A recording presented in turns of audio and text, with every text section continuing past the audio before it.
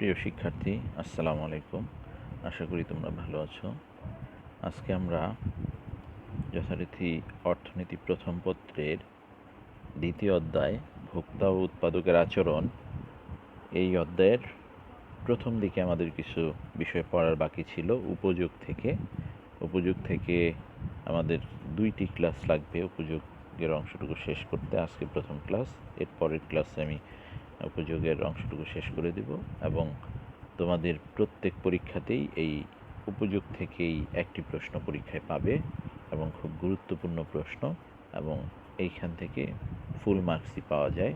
সুতরাং খুব গুরুত্ব দিয়ে তোমরা এই উপযোগ অংশটুকু পড়বে। আজকে আমরা তাহলে কি পড়ব? উপযোগ কি, উপযোগের প্রকারভেদ দেখব, আর উপযোগ পরিমাপ পদ্ধতি দেখব। ঠিক আছে, তাহলে আমরা শুরু করেই দেখি। প্রথমে উপযোগ কাকে বলে। উপযোগ সাধারণ অর্থে উপযোগ বলতে উপকারিতাকে বোঝায়। সাধারণ অর্থে উপযোগ বলতে কাকে বোঝায়? সাধারণ অর্থে উপযোগ বলতে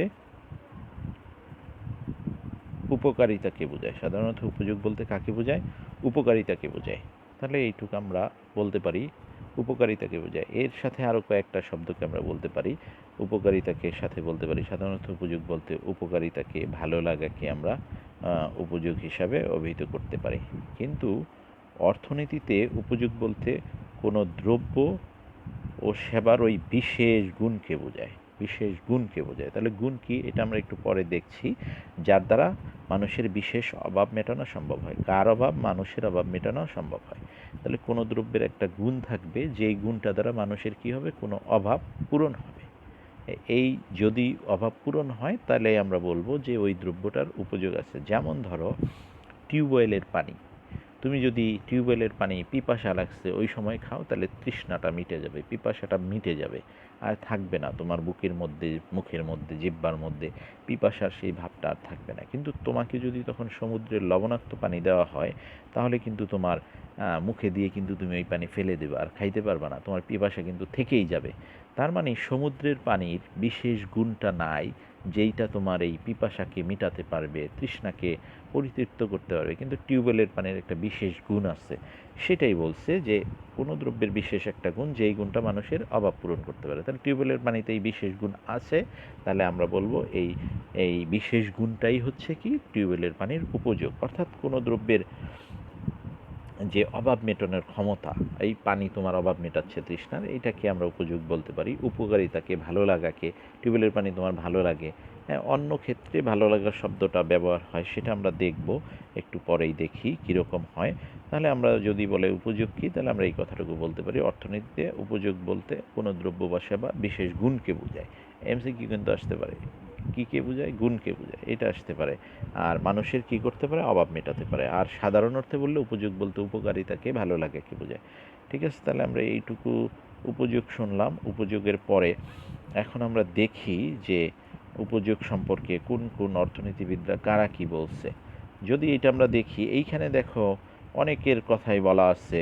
হ্যাঁ, 3 দশক পূর্বে, তার মানে 1720 সাল, 1700, তাহলে 300 বছর আগে এটা প্রথম সুইস মানে সুইজারল্যান্ডের গণিতবিদ, দেখো ড্যানিয়েল বার্নৌলি 1738 সালে তিনি প্রথম বলেন।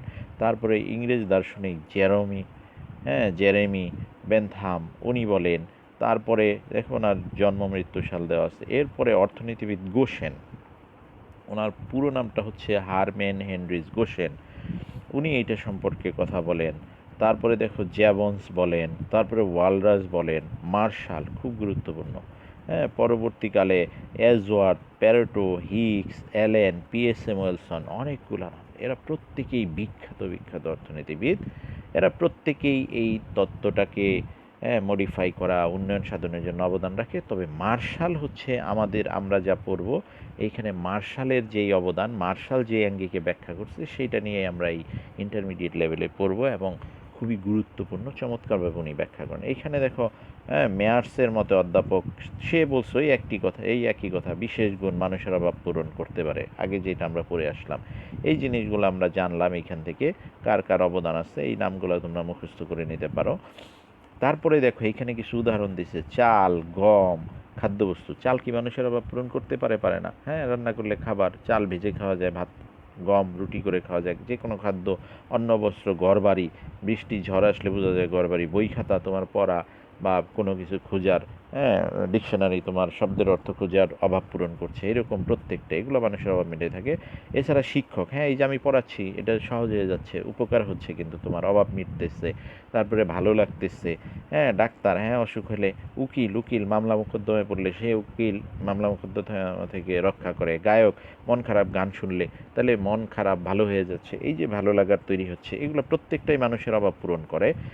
তাই এইসব প্রত্যেকটা জিনিসেরই এই যে যতগুলা বললাম এগুলো প্রত্যেকটারই কী আছে, উপযোগ আছে, কারণ এরা প্রত্যেকটাই কী করে মানুষের অভাব পূরণ করতে পারে। তাহলে বস্তুগত অবস্তুগত, বস্তুগত অবস্তুগত, যেমন এই দ্রব্য এগুলো হচ্ছে বস্তু, আর এই যে শিক্ষক ডাক্তার এরা কিন্তু চালের মতো কিছু বানায় না, কাপড়ের মতো কিছু বানায় না, এগুলো অবস্তুগত। তাহলে বস্তুগত হোক অবস্তুগত হোক, হ্যাঁ, পণ্যদ্রব্য, বস্তু মানে পণ্যদ্রব্য, আর সেবা মানে অবস্তুগত, হ্যাঁ, যেগুলো মানুষের বিভিন্ন রকম চাহিদা বা অভাব পূরণ নের যে ক্ষমতা বিদ্যমান থাকে তাকেই উপযোগ বলে। অর্থাৎ যার মধ্যে এই জিনিসগুলো আছে, যেসব দ্রব্যের মধ্যে, সেটা বস্তুগত হোক বা অবস্তুগত হোক, এইটা যদি মানুষের অভাব পূরণ করতে পারে, মানুষের চাহিদা পূরণ করতে পারে, মানুষের যেটা দরকার সেই অভাবটা মিটাইতে পারে, তাহলে আমরা বলতে পারি যে সেই দ্রব্যটার কী আছে, উপযোগ আছে। তাহলে আমরা উপযোগ সম্পর্কে বিস্তারিত জানলাম এবং উদাহরণও জানলাম।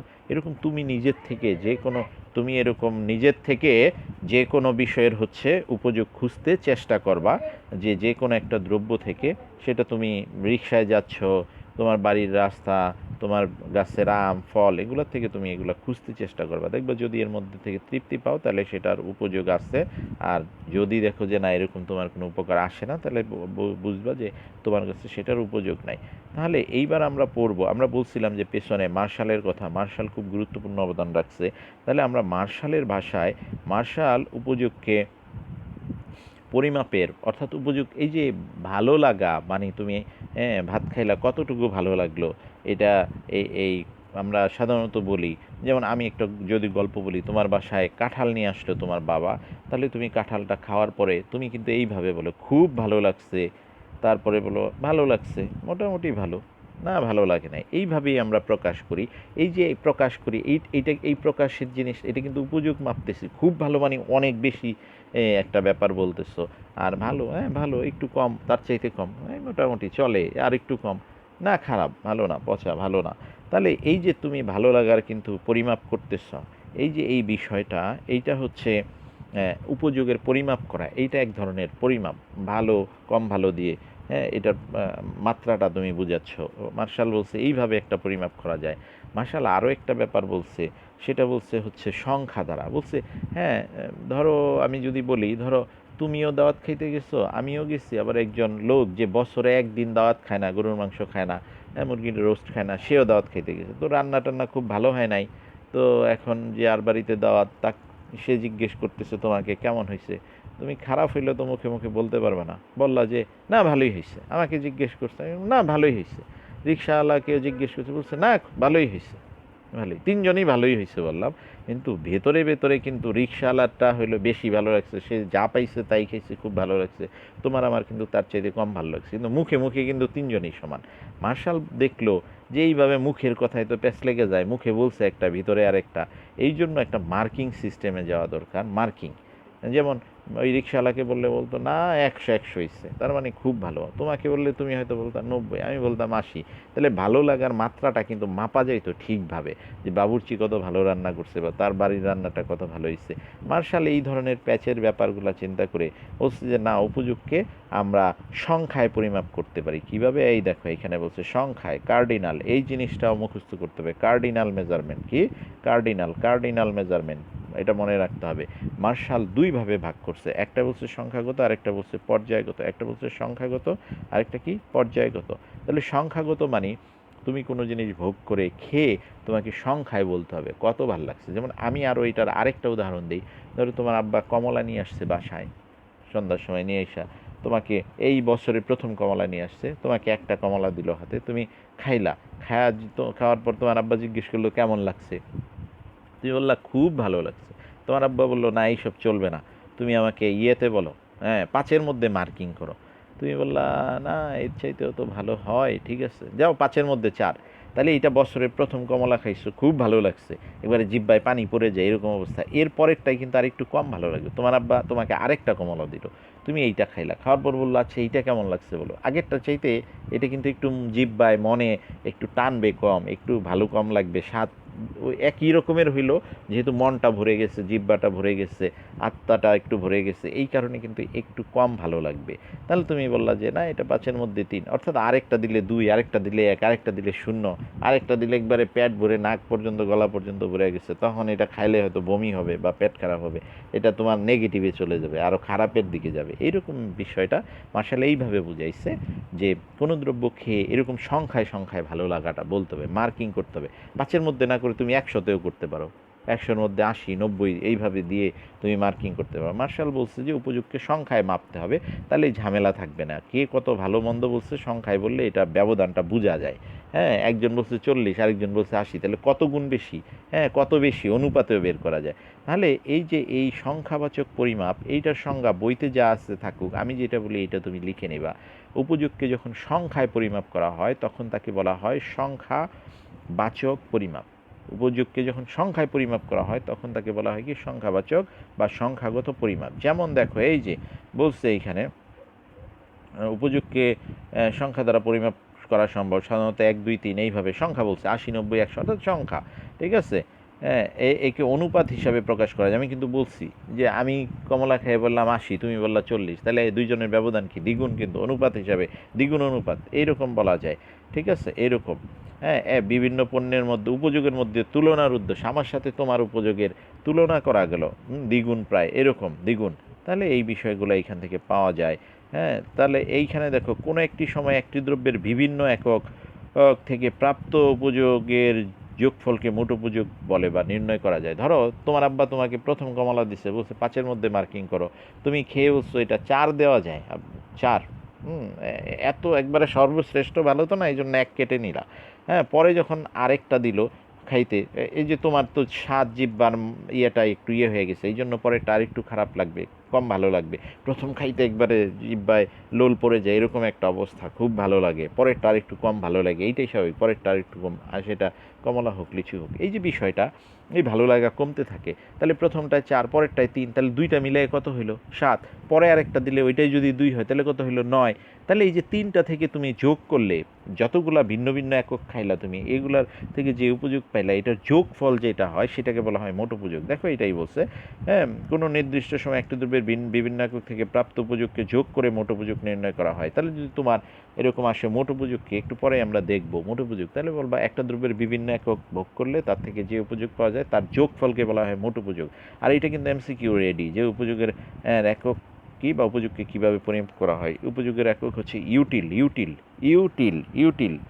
তাহলে এই জিনিসটা আমরা এখান থেকে জানলাম। তাহলে উপযোগকে যখন সংখ্যায় পরিমাপ করা হয় তাকে বলা হয় সংখ্যাবাচক পরিমাপ। এটার আবিষ্কারককে এই পদ্ধতির বলছে যে আমি প্রথমে বলছি মার্শাল, পরে বলছি পর্যায়বাচক পরিমাপ। এইটাও এইখানে যা বলছে বলুক, আমি যেভাবে বলি সেইভাবে তুমি লিখে নিবা। উপযোগকে যখন পর্যায় দ্বারা বা গুণ দ্বারা, দোষ দ্বারা পরিমাপ করা হয়, উপযোগকে যখন দোষ গুণ দ্বারা বা পর্যায় দ্বারা পরিমাপ করা হয় তখন তাকে পর্যায়বাচক কি বলা হয়, পরিমাপ বলা হয়। উপযোগকে যখন কার দ্বারা, দোষ দ্বারা বা গুণ দ্বারা, উপযোগকে যখন গুণ দ্বারা, দোষ দ্বারা বা পর্যায় দ্বারা পরিমাপ করা হয় তখন তাকে পর্যায়বাচক পরিমাপ পদ্ধতি বলে। যেমন এই যে এইখানে দেখো, এখানে কারা কারা বলছে নাম বলা আছে, এগুলো একটু দেখে নিবা। দেখো এখানে সাধারণত এই ফার্স্ট, সেকেন্ড, থার্ড, হ্যাঁ ক্লাসে first boy, second boy, third বয়, তুমি কি বুঝো ফার্স্ট বয় মানে কি সেকেন্ড বয়ের চাইতে একটু ভালো না, থার্ড বয় চাইতে সেকেন্ড বয় আরেকটু ভালো না, তার মানে এগুলো কিন্তু হ্যাঁ স্টুডেন্টের ভালোর মাত্রা বোঝাচ্ছে। ফার্স্ট সে খুব ভালো, এই খুব ভালো ভালো, আর দ্বিতীয় আরেকটু কম ভালো, তৃতীয় আরেকটু কম ভালো, অর্থাৎ স্টুডেন্টের গুণ বুঝাচ্ছে এ খুব ভালো। দৌড়ের ক্ষেত্রে ফার্স্ট, সেকেন্ড, থার্ড, খেলার ক্ষেত্রে ফার্স্ট, সেকেন্ড, থার্ড, দেখবা ওই যে ডায়াসে যখন উঠায় সেলুট দেওয়ার জন্য তারটা একটু উঁচা, আরেকটু কম উঁচা, আরেকটু কম উঁচা থার্ডেরটা, তার মানে এই উঁচার দ্বারা বুঝাচ্ছে এ ভালো মাত্রার দৌড়বিদ, এ আরেকটু কম ভালো মাত্রার, কম ভালো মাত্রার। ওই যে আমরা কাঁঠাল খাওয়ার সময় বলছিলাম খুব ভালো, হ্যাঁ মোটামুটি ভালো, ভালো, এইরকম ব্যাপারটা। এইভাবে যখন মাত্রা দ্বারা পরিমাপ করা হয়, কাঁঠালের গুণ খুব ভালো, এটা গুণের কথা বলতেছ, এইভাবে এই যে এই শব্দগুলো দ্বারা খুব ভালো, ভালো, মোটামুটি ভালো, প্রথম, দ্বিতীয়, তৃতীয়, হ্যাঁ রেজাল্টের ক্ষেত্রে, দৌড়ের ক্ষেত্রে, এই যে এইভাবে ব্যাপারগুলো যখন বলা হয় তখন মার্শাল বলছে এটাকে বলা হবে পর্যায়গত পরিমাপ। বুঝতে পারছো? তখন কিন্তু সংখ্যায় বলছি না, প্রথম দ্বিতীয় তৃতীয়। এই প্রথম মানে এই এইখানে একটা পর্যায় বোঝাচ্ছে, এই স্টুডেন্ট ভালো পর্যায়ের স্টুডেন্ট, ভালো মানের স্টুডেন্ট, পর্যায় বা মান দ্বারা বোঝাচ্ছি। তাহলে এই বিষয়গুলো এইখানে তুমি দেখতে পাচ্ছ। এইখানে দেখো আরেকটা কথা খুব চমৎকার বলছে, উপযোগের ক্ষেত্রে নীতি নৈতিকতা স্বাস্থ্যকর না ক্ষতিকর এই বিষয়টি বিবেচনা করা হয় না। এটা কিন্তু এমসিকিউর ক্ষেত্রে আসতে পারে, এই জন্য এগুলো একটু দেখে রাখবা। তাহলে উপযোগ পরিমাপের কয়টা পদ্ধতি আছে? দুইটা পদ্ধতি, এমসিকিউ আসতে পারে। হ্যাঁ, তাহলে এই দুইটা পদ্ধতি, একটা পদ্ধতি হচ্ছে সংখ্যাবাচক পদ্ধতি, আরেকটা হচ্ছে তোমার পর্যায়বাচক পদ্ধতি। সংখ্যাবাচক কখন? যখন উপযোগকে সংখ্যার মাধ্যমে পরিমাপ করা হয়। হ্যাঁ, এবং আমি কিন্তু একটা উদাহরণ দিলাম যে তুমি কমলা খাইলা, খাওয়ার পরে তোমাকে 5-এর মধ্যে 4 মার্কিং করলা, এইটা হচ্ছে তোমার হচ্ছে সংখ্যাবাচক এরকম। বা তুমি 100-র মধ্যে 80 দিলা, অর্থাৎ খেয়ে ভালো লাগাটাকে মানে সংখ্যায় বলতে হবে। এটা অদ্ভুত একটা ব্যাপার, আমরা এটাতে প্র্যাকটিস করি না, সমাজে না, সংসারে না, কোথাও না। হ্যাঁ, খেয়ে দিয়ে এইভাবে বা কোনো কাজ করে সংখ্যায় বলি না, কিন্তু মার্শাল বলছে এইভাবে। এবং কেন সেটাও কিন্তু আমি বলছি, যে ওই যে একটা বললাম যে আমি তুমি এবং হচ্ছে রিক্সা চালক দাওয়াত খাইতে গেছি, তিনজনই বলছি ভালো, কিন্তু মনের মধ্যে ওইখানে সংখ্যায় দিলে কিন্তু পার্থক্য বোঝা যায়। রিক্সা চালক হ্যাঁ 100%, তুমি 90 আমি 80, এইভাবে বেশ বিষয়গুলো ঘটে। এই জন্য সেই পদ্ধতি আবিষ্কার করছে, হ্যাঁ, যাতে এই জায়গাগুলো ধরা যায় ভালোভাবে। আচ্ছা, এইবার আমরা যাব একটা ছক দেখে এসে আরেকটু জিনিস পড়বো। দেখো এই ছকটা আমি নিজে থেকে দিয়েছি, বইতে একটু কঠিনভাবে দেওয়া আছে।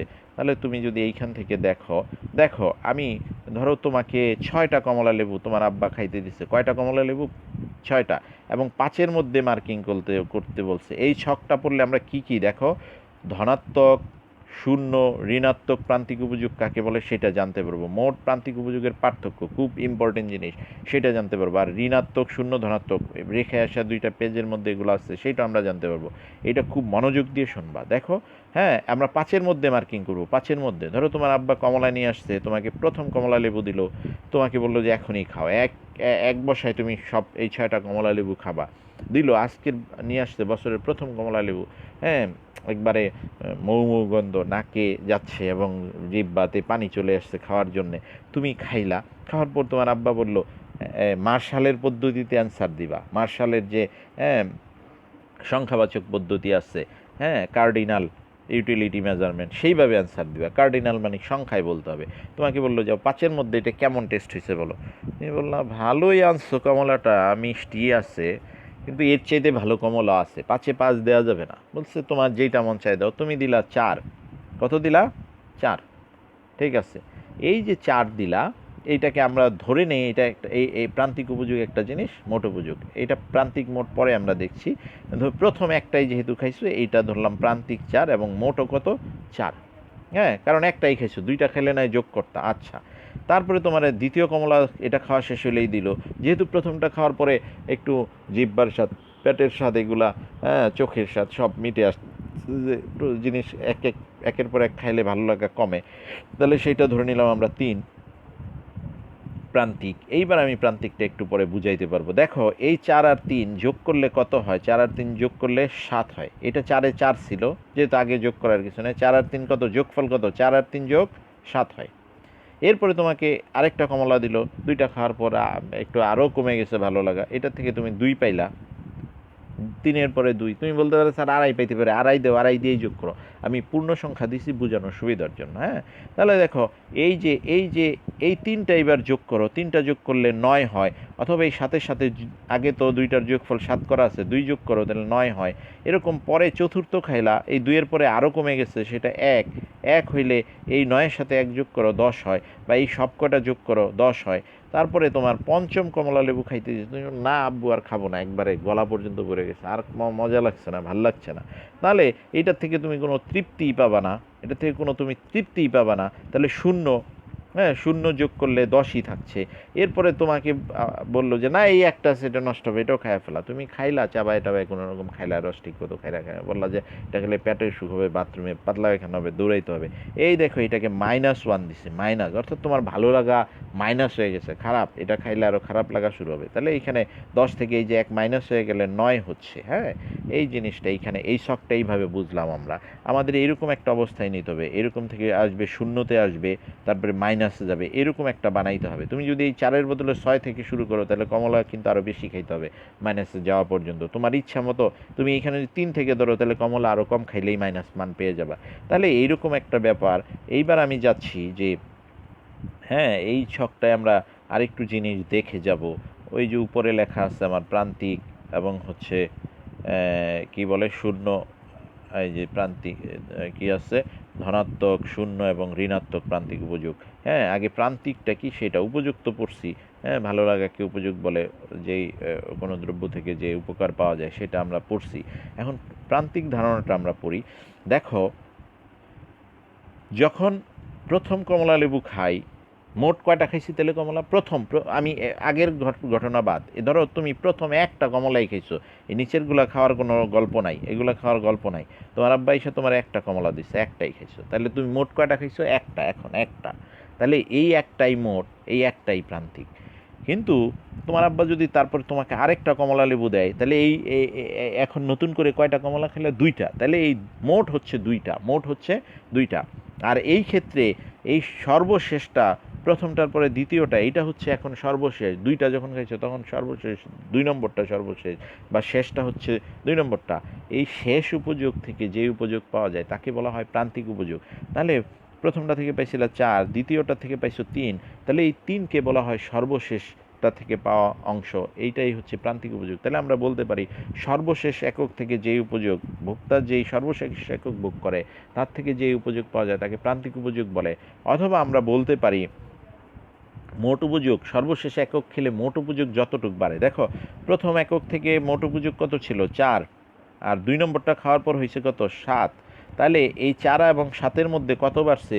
7 বিয়োগ 4, 3। তাহলে মোট উপযোগ যতটুকু বাড়ে তাকে বলা হয় প্রান্তিক। এইখান থেকেও 3 পাওয়া যায়, এইখান থেকে দুইভাবেই বলা যায় যে মোট উপযোগ আরেকটা একক, নতুন একক ভোগ করলে প্রান্তিক উপযোগ, মোট উপযোগ যতটুকু বাড়ে, বা কোনো দ্রব্যের উপযোগ ভোগ বৃদ্ধি করলে বা সর্বশেষ একক খাইলে মোট উপযোগ যতটুকু বাড়ে তাকে বলা হয় প্রান্তিক উপযোগ।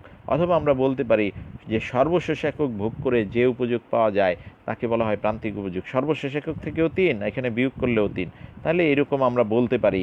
এখন তোমার প্রশ্ন আসতে পারে, স্যার যদি 2টা না খায় 3টা খায়, 2টা না খায় 3টা খায়, 3 নম্বরটা খায়, হ্যাঁ, তখন হয়ে যাবে, এই দেখো, দ্বিতীয়টার পরে তৃতীয়টা খেলো, এই তৃতীয়টা হয়ে যাবে প্রান্তিক। অর্থাৎ যখনই নতুন একটা খাবে সেটাই হয়ে যাবে প্রান্তিক। তাহলে দ্বিতীয়টায় ছিল 3, আর তৃতীয়টায় হয়ে গেছে 2। হ্যাঁ, তৃতীয়টায় কত পাইছে উপযোগ? সর্বশেষ একক থেকে কত পাইছে উপযোগ? 2। তাহলে এই 2 হয়ে গেল প্রান্তিক উপযোগ। তাহলে আমরা বলতে পারি সর্বশেষ একক থেকে যে উপযোগ পাওয়া যায় তাকে প্রান্তিক উপযোগ। এখানে সর্বশেষ একক 3, তাহলে 3 থেকে 2 একক পাইছে, ভালো লাগাটা 2 একক, মজা লাগাটা 2 একক, তাহলে প্রান্তিক উপযোগ 2। আবার অন্যভাবে যেই সংজ্ঞা বলে যে মোট উপযোগ যতটুকু বৃদ্ধি পাইছে, দেখো 2-এর সময় ছিল 7 আর 3-এর সময় হয়েছে 9, তাহলে মোট উপযোগ কতটুকু বাড়ছে? 7-এর পরে 8, 9, 2 বাড়ছে। তাহলে এইভাবেও আমরা 2 পাই, এইভাবেও এই 2 পাই, এইখান থেকেও বলতে পারি। দুইভাবেই এই সংজ্ঞাটা প্রান্তিক উপযোগের দেওয়া যায় যে সর্বশেষ একক থেকে যে উপযোগ পাওয়া যায় তাকে প্রান্তিক উপযোগ বলে, অথবা মোট উপযোগ যতটুকু বৃদ্ধি পায়, হ্যাঁ, তাকে হচ্ছে প্রান্তিক উপযোগ বলে। এখন আমরা কিন্তু একটা সূত্র আছে, আমরা ওই পেজে যেয়ে দেখব, সূত্রের উপরে আছে মোট উপযোগের পরিবর্তন আর নিচে আছে একক। তাহলে এই 7 থেকে 9, এইখানে 7 থেকে 9 মোট উপযোগের পরিবর্তন কত? 2। আর দ্রব্যের পরিবর্তন কত? 2 থেকে 3, 1। তাহলে ভাগফল কত হয়? এই যদি আমি 2কে 1 দ্বারা ভাগ দিই তাহলে কিন্তু 2 হয়, প্রান্তিক উপযোগ 2। অর্থাৎ তৃতীয় একক থেকে 2 একক পাইছি। এই সূত্র দ্বারা করলেও সেই জিনিসই আমরা পাই। ওই পাশে যে একটা সূত্র কিন্তু আমরা এরকম দেখব। তাহলে এইভাবে দেখো, তুমি বলতে পারো চতুর্থ একক খাইলে কি হয়? তুমি চতুর্থ একক থেকে তুমি নিজে চিন্তা করো, চতুর্থ একক খাইলে কি হয়? চতুর্থ একক থেকে কত পাইছে? 1। তাহলে এই চতুর্থ, সর্বশেষ একক চতুর্থ যখন খাবে তখন চতুর্থ হয়ে যাবে প্রান্তিক, তৃতীয় কিন্তু আর প্রান্তিক থাকবে না। তাহলে সর্বশেষ একক থেকে 1 একক পাইছে, তাহলে সর্বশেষ একক ভোগ করার ফলে যে উপযোগ পাওয়া যায় তাকে প্রান্তিক উপযোগ। এখানে প্রান্তিক উপযোগ 1। অথবা যদি এইভাবে বলি যে তোমার হচ্ছে বৃদ্ধি, মোট উপযোগ যতটুকু বৃদ্ধি পায় 9 থেকে 10, 1, তাহলে এখানে প্রান্তিক উপযোগ কত? 1। এখন যদি আমরা পঞ্চম একক ভোগ করে, কত একক? পঞ্চম একক ভোগ করে, দেখো পঞ্চম একক ভোগ করলে 0, পঞ্চম একক ভোগ করলে কি? 0। এখন তুমি দেখো এই 0-র আগে দেখো এগুলো কিন্তু সব ধনাত্মক সংখ্যা, প্রান্তিক উপযোগ। দেখো 4ও ধনাত্মক, 3ও, 2ও, 1ও, এই যে বলছে ধনাত্মক প্রান্তিক উপযোগ। তাহলে উপযোগ কোনো দ্রব্য ভোগ করলে উপযোগ যখন ধনাত্মক, উপযোগ যখন কি থাকে ধনাত্মক থাকে, তখন তাকে ধনাত্মক প্রান্তিক উপযোগ বলে। তার মানে চতুর্থ পর্যন্ত আমাদের উপযোগ কি আছে ধনাত্মক আছে, চতুর্থ এই পর্যন্ত। তাহলে যতক্ষণ কি থাকে উপযোগ দ্রব্য ভোগ করলে উপযোগের মান কি ধনাত্মক থাকে তাকে কি বলা হয় ধনাত্মক উপযোগ। পঞ্চমে যে শূন্য হয়ে যাচ্ছে, এই যে শূন্য শূন্য প্রান্তিক উপযোগ। তাহলে উপযোগ কোনো দ্রব্যের যে একক ভোগ করলে উপযোগ প্রাপ্ত প্রান্তিক উপযোগ কি হয় শূন্য হয়, তাকে প্রান্তিক শূন্য উপযোগ বলে, তাকে কি বলে শূন্য প্রান্তিক উপযোগ বলে। আমরা বলতে পারি এইভাবে, কোনো দ্রব্যের যে কোনো দ্রব্যের যে একক ভোগ করলে, কোনো দ্রব্যের যে একক ভোগ করলে প্রান্তিক উপযোগ শূন্য হয় তাকে শূন্য প্রান্তিক উপযোগ বলে। আবার বলছি, কোনো দ্রব্যের যে একক ভোগ করলে প্রান্তিক উপযোগ শূন্য হয় তাকে শূন্য প্রান্তিক উপযোগ বলে। তারপরে দেখো ষষ্ঠটাতে গেলে মাইনাস হয়ে যাচ্ছে, মাইনাস দেখো তোমাকে বলছে দেখো ঋণাত্মক প্রান্তিক উপযোগ। তাহলে আমরা বলতে পারি কোনো দ্রব্যের যে একক ভোগ করলে প্রান্তিক উপযোগ ঋণাত্মক হয় তাকে ঋণাত্মক উপযোগ বলে। এইখানে এই যে ষষ্ঠ একক হচ্ছে ঋণাত্মক প্রান্তিক উপযোগের একক। এইরকম এইগুলো আমরা বলতে পারি। এইখান থেকে আমরা আরেকটা জিনিস পড়ে শেষ করে পেছন দিকে যাব। তুমি এইখানে দেখো, তোমাকে নিচে আমি বলেছি যেটা যে পার্থক্য, মোট প্রান্তিক উপযোগের পার্থক্য দেখো, মোট এটা আছে মোট উপযোগ আর এটা আছে প্রান্তিক উপযোগ। তাহলে মোট উপযোগের সংজ্ঞা কি হবে? মোট উপযোগের সংজ্ঞা বলতে পারি আমরা, না প্রান্তিক উপযোগের সংজ্ঞাটাই আগে বলি। কোনো দ্রব্যের সর্বশেষ একক থেকে, আমি কিন্তু একটু আগে বলছি, কোনো দ্রব্যের সর্বশেষ একক থেকে যে উপযোগ পাওয়া যায় তাকে বলা হয় প্রান্তিক উপযোগ। অথবা এটা বলছিলাম যে মোট উপযোগের পার্থক্য যেটা হয় অতিরিক্ত এক একক ভোগ করলে, যেমন 1 থেকে 2 গেলাম, তাহলে মোট বাড়লো কত 4 থেকে 7, 3 বাড়লো তাহলে 4 থেকে 7। তাহলে এইভাবে বলতে পারি কোনো দ্রব্যের এক একক ভোগ বৃদ্ধি করলে মোট উপযোগ যতটুকু বৃদ্ধি পায় তাকে বলা হয় প্রান্তিক উপযোগ। অথবা আমি বলছি এই দুইটা যখন ভোগ করি, 2 নম্বরটা সর্বশেষ, তাহলে সর্বশেষ একক থেকে যে উপযোগ পাওয়া যায় তাকে বলা হয় প্রান্তিক উপযোগ, এইভাবে বলা যায়। আর মোট উপযোগের সঙ্গে আমরা বলতে পারি যে কোনো দ্রব্যের যতগুলো একক ভোগ করা হয় তা থেকে যে উপযোগ পাওয়া যায় তার যোগফলকে বলা হয় মোট উপযোগ। কোনো দ্রব্যের আমরা একটু আগেও সেটা দেখে আসছিলাম, ওই যে সংখ্যাগত পরিমাপ পদ্ধতির ওইখানে দেখে আসছিলাম যে ভিন্ন ভিন্ন একক ভোগ করা হয়, সেই এককগুলো থেকে যে উপযোগ পাওয়া যায় তার যোগফলকে বলা হয় মোট উপযোগ। তাহলে সংজ্ঞা আকারে আমরা বলে ফেললাম, একটা আমাদের পার্থক্য হয়ে গেল। এরপর আমরা বলতে পারি প্রান্তিক উপযোগ দ্রব্যের ভোগ বাড়ার সাথে সাথে, এই 4 পর্যন্ত দেখো, 1 থেকে 2, 2 থেকে 3, 3 থেকে 4, দ্রব্যের একক যতই ভোগ বাড়তেছে প্রান্তিক উপযোগ ততই কমতেছে। তাহলে আমরা বলতে পারি প্রান্তিক উপযোগের ঘরে লিখতে পারি দ্রব্যের একক ভোগ বাড়ার সাথে সাথে কি হয় প্রান্তিক উপযোগ কমতে থাকে। আর মোট উপযোগের ঘরে লিখতে পারি দেখো এই 4 পর্যন্ত দ্রব্যের একক যতই ভোগ বাড়তে থাকে 1 থেকে 4-এর দিকে যাইতে থাকে মোট উপযোগ ততই বাড়তে থাকে। এই দুইটা বলে ফেললাম। এইবার আমরা যদি বলি দেখো এই যে এই পঞ্চমের ক্ষেত্রে দেখো, পঞ্চমের ক্ষেত্রে দেখো প্রান্তিকের ঘরে লিখব প্রান্তিক উপযোগ যখন শূন্য হয় মোট উপযোগ তখন সর্বোচ্চ হয়। আর মোট উপযোগের ঘরে লিখব মোট উপযোগ যখন সর্বোচ্চ হয় প্রান্তিক উপযোগ তখন শূন্য হয়। এইটা ভালো করে দেখো, এই 0 আর 10-এর তুলনা করব, প্রান্তিক যখন শূন্য হয় মোট উপযোগ তখন সর্বোচ্চ হয়। আবার এই মোট উপযোগের ক্ষেত্রে লিখতে পারি মোট উপযোগ যখন সর্বোচ্চ হয় প্রান্তিক তখন শূন্য হয়। এইটা দিয়ে কিন্তু এমসিকিউ আসে, মোট উপযোগ সর্বোচ্চ হলে প্রান্তিক উপযোগ কী হয়, বা প্রান্তিক উপযোগ শূন্য হলে মোট উপযোগ কী হয়, বা কখন প্রান্তিক উপযোগ শূন্য হয়, বা কখন মোট উপযোগ সর্বোচ্চ হয়, এই অ্যান্সারগুলো কিন্তু এইখানে আছে। তাহলে এই হয়ে গেল 3টা। এরপরে 4 নম্বরটায় যদি যাই, ষষ্ঠটা থেকে দেখো প্রান্তিক উপযোগ যখন ঋণাত্মক হয় মোট উপযোগ তখন কমতে থাকে। আর মোট উপযোগের ঘরে লিখতে পারি মোট উপযোগ যখন ঋণাত্মক হয় প্রান্তিক উপযোগ তখন কমতে থাকে। দেখো সংজ্ঞা দিলাম, এই 4টা পর্যন্ত বললাম, তারপরে এই 0 দিয়ে একটা বললাম ঋণাত্মক দিয়ে, এইটুক কথা শুনলে তুমি এটা থেকে লিখে ফেলতে পারবা। তাহলে আমরা পার্থক্যটা পড়ে ফেললাম এবং এইখান থেকে আমরা মোট উপযোগ প্রান্তিক উপযোগের সংজ্ঞাও পড়লাম এবং এই শখটা দেখলাম। এই শখটা আগামী দিনের পড়ায় কিন্তু বড় রচনামূলক একটা প্রশ্ন পড়ব, তখন লাগবে। এই শখটা তোমরা মুখস্থ করে ফেলবা। এই যে কমলা লেবু খাইলাম কয়টা, 6টা খাইলাম, 4 থেকে কিভাবে -1 হইলো, যোগ করে কিভাবে এদিকে 4 থেকে 9-এর দিকে 10 পার হয়ে 9 আসলো। এই শখটা কিন্তু আমি ওই দিন রেডিমেড নিব, তোমাদের আর বুঝাবো না। এই শখটা এই আজকে এবং আগামী দিনের লেকচার থেকে একটা প্রশ্ন পরীক্ষায় আসবেই 10 মার্কের, এবং এখান থেকে এমসিকিউ 1-2টা আসবে। সুতরাং এটা কিভাবে 6টা খাইলাম এবং 4 থেকে -1 হইলো 9 হইলো, আমি এখানে এগুলো বারবার বলছি, এগুলো তোমরা কিন্তু একটু পড়ে নেবা। তাহলে আমরা যাই, পরের পড়ায় যাই।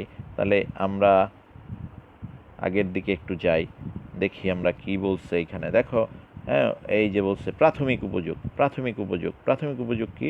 তাহলে আমরা ধরো এইখানে 6টা কমলা খাইছিলাম। প্রথম কমলাটা হচ্ছে, প্রথম কমলা মানে প্রাথমিক। প্রথম স্কুলে যাও যেটা, সেটা প্রাথমিক স্কুল। পরেরটা হচ্ছে সেকেন্ডারি, পরে কলেজ। তাহলে প্রথম স্কুল হচ্ছে প্রাথমিক, প্রথম কমলা হচ্ছে প্রাথমিক কমলা। তাহলে সোজা কথায় প্রাথমিক উপযোগ মানে হচ্ছে প্রথম একক ভোগ করে যে উপযোগ পাওয়া যায় তাকেই বলা হয় প্রাথমিক উপযোগ। দেখো, যখন একজন ভোক্তা কোনো প্রথম একক ভোগ করে যে উপযোগ লাভ করে তাকে প্রাথমিক উপযোগ বলে। যেমন 6টা কমলার প্রথমটা খেয়ে আমরা 4 পাইছিলাম, তাহলে আমাদের এই 4 হচ্ছে প্রাথমিক উপযোগ। 4 প্রান্তিক ও 4 মোটো প্রথমবারে।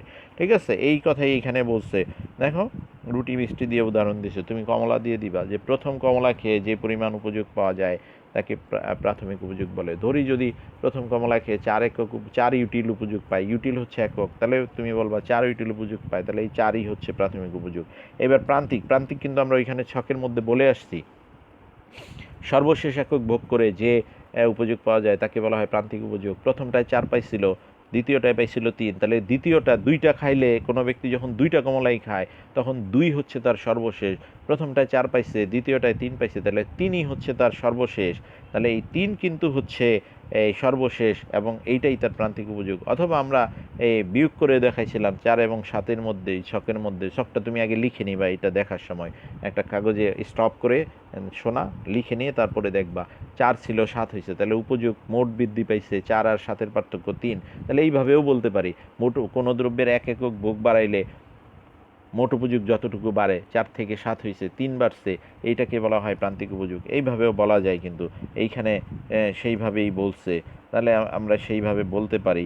দেখো, এইখানে সেই কথাটাই বলছে। দেখো, মূল বক্তব্য আকারে, এই প্রান্তিকের মূল বক্তব্য আকারে এখানে বলছে, কোনো দ্রব্যের ভোগের পরিমাণ অতি ক্ষুদ্র পরিবর্তন হলেও, অর্থাৎ 1 থেকে 2, ক্ষুদ্র বলতে এইটাই ধরলাম, হ্যাঁ, 100 কেজি, হাজার হাজার লাখ লাখ কমলার তুলনায় একটা কমলা ক্ষুদ্র অংশই। হ্যাঁ, দেখো, দ্রব্য ভোগের পরিমাণের অতি ক্ষুদ্র পরিবর্তনের ফলে ওই দ্রব্যের মোট উপযোগের যে পরিবর্তন হয়, মোট উপযোগ কত হয়েছিল মনে আসছে তোমাদের? আমি যদি আবার দেখায় নেই তোমাদের, দেখো, এই যে এইখানে দেখো, তুমি এইখানে দেখো, যদি এই তুমি দেখো 1 থেকে 2 হয়েছে আর মোট উপযোগ 4 থেকে 7 হয়েছে, পার্থক্য কত? 7 বিয়োগ 4 সমান সমান কত? 3। 3 না? এই 3 হচ্ছে। তাহলে দেখো, এই কথাটাই বলছে যে ক্ষুদ্র একক পরিবর্তনের ফলে মোট উপযোগের যে পরিবর্তন হয় তাকে বলা হয় প্রান্তিক উপযোগ। এইভাবেও বলা যায়। আমি এইটা দিয়েও বলছি, আবার শুধু এইটা দিয়েও বলছি যে সর্বশেষ একক থেকে যে উপযোগ পাওয়া যায় তাকে প্রান্তিক উপযোগ বলে, এইভাবেও বলছি। কিন্তু তাহলে দুইভাবেই বলছি আমরা। হ্যাঁ, তাহলে দুইভাবেই আমরা বলতে পারি এইটা।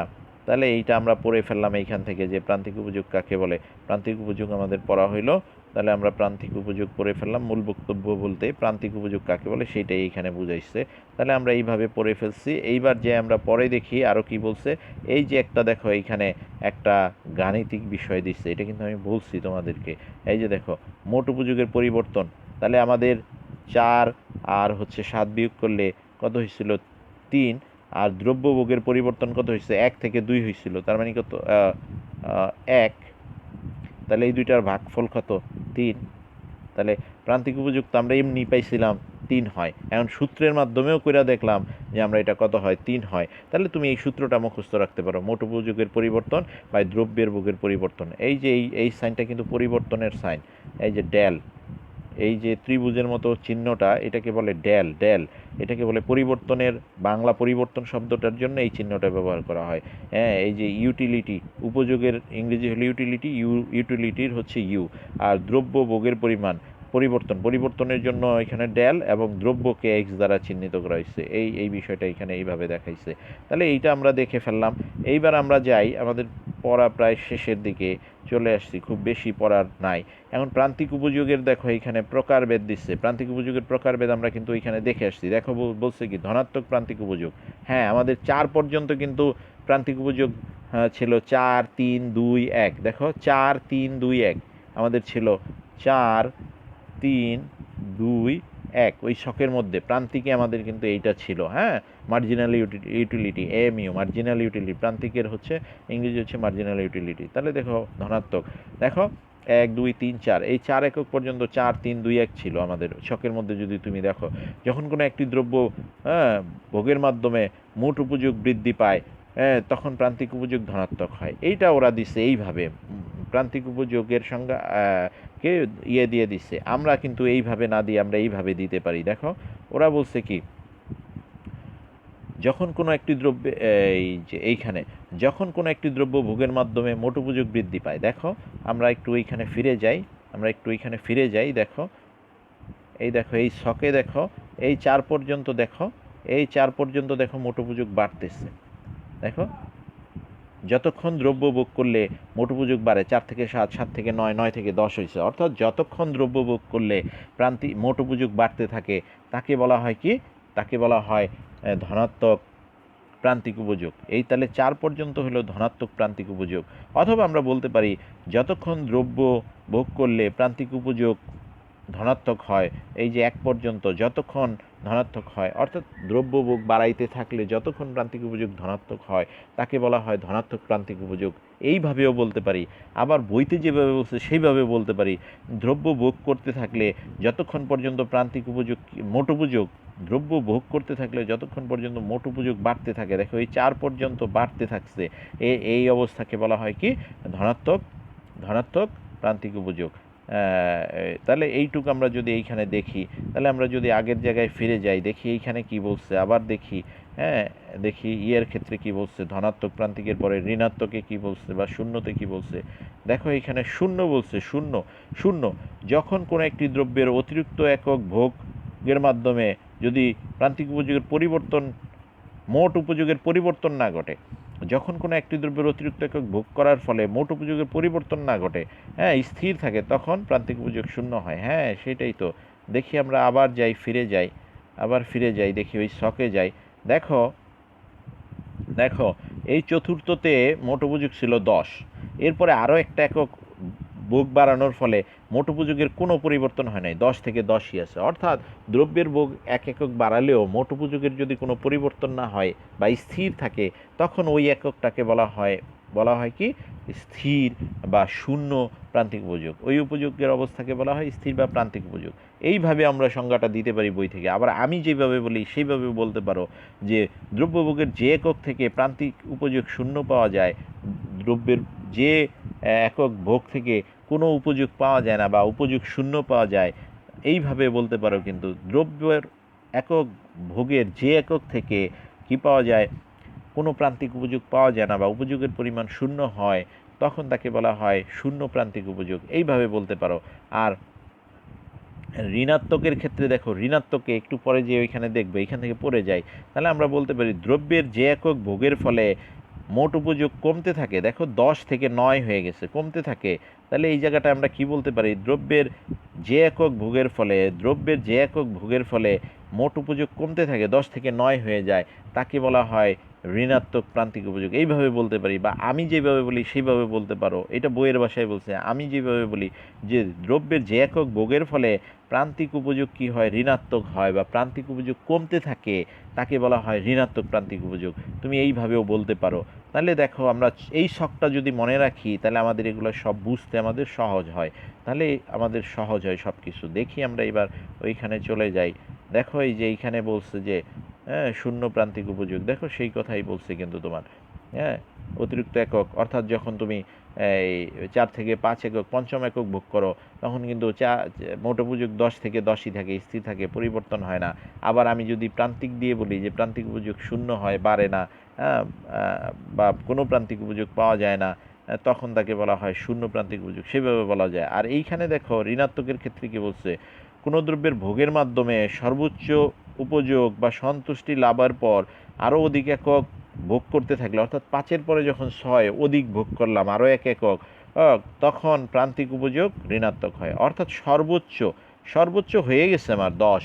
সর্বোচ্চ কখন হয় আমরা কিন্তু বলছিলাম, সর্বোচ্চ কিন্তু যখন শূন্য হয় প্রান্তিক, তখন কিন্তু হচ্ছে তোমার মোট সর্বোচ্চ হয়।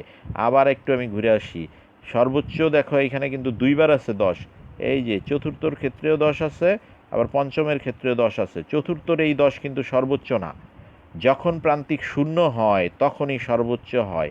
এই 10 সমান হইল, আগেরটা কিন্তু সর্বোচ্চ না, যখন প্রান্তিক শূন্য তখনই কিন্তু সর্বোচ্চ হয়। তাহলে সেই কথাটাই মনে রাখতে হবে, সেই কথাটাই কিন্তু এখানে বলছে।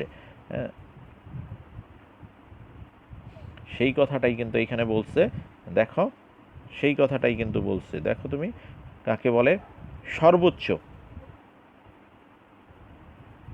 সেই কথাটাই কিন্তু বলছে। দেখো, দ্রব্যভোগের মাধ্যমে সর্বোচ্চ উপযোগ বা সন্তুষ্টি এই লাভের পর অধিক একক দ্রব্য, অর্থাৎ 5-এর ক্ষেত্রে প্রান্তিক হয়েছে 0, আর তাহলে মোট হয়ে গেছে সর্বোচ্চ 10, এরপরে আরও একক অতিরিক্ত, এই যে দেখো অধিক একক মানে আরও একটা 6 একক ভোগ করতে থাকলে তখন প্রান্তিক উপযোগ ঋণাত্মক হয়। অর্থাৎ ষষ্ঠ এককে যে প্রান্তিক কিন্তু -1 হয়ে গেছে, এই জিনিসটা। তাহলে এইখান থেকে আমরা বুঝে গেলাম। এইবার দেখো মোট উপযোগ বলছে, মোট উপযোগ কিন্তু আমরা পড়ে ফেলছি। ওই যে সংখ্যাগতর ওইখানেও মার্শাল বলছে, ওইখানেও পড়ছি, ছকেও পড়লাম যে কোনো দ্রব্যের যতগুলো একক ভোগ করা হয়, ভিন্ন ভিন্ন যে একক ভোগ করা হয়, এই এককগুলো থেকে যে উপযোগ পাওয়া যায় তার যোগফলকে বলা হয় কি, তার যোগফলকে বলা হয় কি, তার যোগফলকে বলা হয় মোট উপযোগ। তাহলে আমরা কয়টা, যদি আমরা এইখানে একটা উদাহরণ দিচ্ছে নিচে, দেখো দেখো এই টি ইউ মানে হচ্ছে টোটাল ইউটিলিটি, MU1 মানে প্রথম দ্রব্যের প্রাপ্ত উপযোগ, সেটা আমাদের ছিল, ধরি প্রথম দ্রব্য আমরা খাইছিলাম কমলা 4 পাইছিলাম। M2 মানে হচ্ছে দ্বিতীয় দ্রব্য থেকে আমরা পাইছিলাম 3। M3 হচ্ছে 3 নম্বর কমলা, সেটা থেকে পাইছিলাম 2। এইভাবে তুমি MN পর্যন্ত, আমরা জানি এই এক্সটেনশনের এই সূত্রটা জানি, হ্যাঁ, প্লাস দিয়ে MN পর্যন্ত তুমি যতগুলা খাও ততগুলা। তাহলে আমরা যদি এই 3টা MN না, আমরা যদি এই 3টাই খাই, 3টার যোগফল কত হয়, 3টার যোগফল কত, 7, 8, 9 হয়। তাহলে এই ক্ষেত্রে মোট উপযোগ কত, 9। যদি আরেকটা খাই একবারে তাহলে 10 হবে। অর্থাৎ একটা সময়, একটা নির্দিষ্ট সময় একজন ভোক্তা বা একজন ভোগকারী, হ্যাঁ, বা একজন খাদক যতগুলো দ্রব্য ভোগ করে তার থেকে যে উপযোগগুলো পায় তার যোগফলকেই বলা হয় মোট উপযোগ। এবং এই সূত্রটা কিন্তু এইটা, হ্যাঁ, টিইউ সমান সমান MU1, MU2, MU3 up to MU4, এইভাবে দিয়ে তুমি আপ টু n পর্যন্ত দিতে পারো কিন্তু। তাহলে এই জিনিসগুলো আমরা এখান থেকে দেখে ফেললাম। তাহলে আজকে আমরা কি কি পড়লাম? আমরা পড়লাম উপযোগের, আমরা আজকের ক্লাসের শেষের দিকে চলে আসছি। আজকে আমরা তাহলে কি কি পড়লাম? আজকে আমরা পড়লাম, প্রথমে পড়লাম উপযোগ, তারপরে পড়লাম উপযোগের পরিমাপ পদ্ধতি পড়লাম, পরিমাপের 2টা পদ্ধতি, সংখ্যাগত এবং পর্যায়গত। সংখ্যাগত কাকে বলে, হ্যাঁ, এবং পর্যায়গত কাকে বলে আমার লেকচার শুনে শুনে কিন্তু বইয়ের থেকে ভিন্নভাবে বলছি, এগুলো লিখে নিবা। এবং এরপরে আমরা গেছি একটা শখের মধ্যে থেকে আমরা দেখছি যে কমলা খাইলে কীভাবে প্রান্তিক উপযোগ কমতে থাকে, মোট উপযোগ বাড়তে থাকে, প্রান্তিক শূন্য হলে মোট সর্বোচ্চ হয় এবং প্রান্তিক ঋণাত্মক হলে মোট কমতে থাকে। এই বিষয়গুলো দেখছি, দেখে এসে আমরা আবার দেখলাম প্রান্তিক উপযোগের সংজ্ঞা এইখানেও পড়ছি, আবার প্রান্তিক উপযোগের সংজ্ঞা পড়লাম প্রকারভেদের মধ্যে, এবং আমরা প্রাথমিক উপযোগের সংজ্ঞা পড়লাম, প্রান্তিক উপযোগের সংজ্ঞা পড়লাম, প্রান্তিকের 3টা ধরনের উপযোগ পড়লাম, একটা হচ্ছে ধনাত্মক প্রান্তিক, শূন্য প্রান্তিক এবং ঋণাত্মক প্রান্তিক, এটা আমরা ছকের মধ্য থেকেও বের করলাম এবং সংজ্ঞায়ও পড়লাম। এরপরে আমরা সর্বশেষ পড়লাম মোট উপযোগ কাকে বলে, এবং আমরা জানলাম যে এই যে এই উপযোগ পরিমাপের যে 2টা পদ্ধতি, সংখ্যাগত এবং পর্যায়গত, এই ধারণাটা আমাদেরকে দিয়েছে কি, মার্শাল দিয়েছে। তাহলে আজকের ক্লাস এই পর্যন্তই, খুব মনোযোগ দিয়ে তোমরা শুনবা। আশা করি এই করোনার আবার বেড়ে যাচ্ছে, এই সময়টা সবাই সতর্ক থাকবা এবং যতটা সম্ভব বাসা থেকে বেরোইতে কম চেষ্টা করবা। বেঁচে থাকলে জীবনে সব কিছুই হবে, যেখানে বেঁচে থাকতে পারাটাই সৌভাগ্যের বিষয়। সুতরাং সবাই স্বাস্থ্যবিধি মেনে নিরাপদে থাকবা। সবাইকে ধন্যবাদ।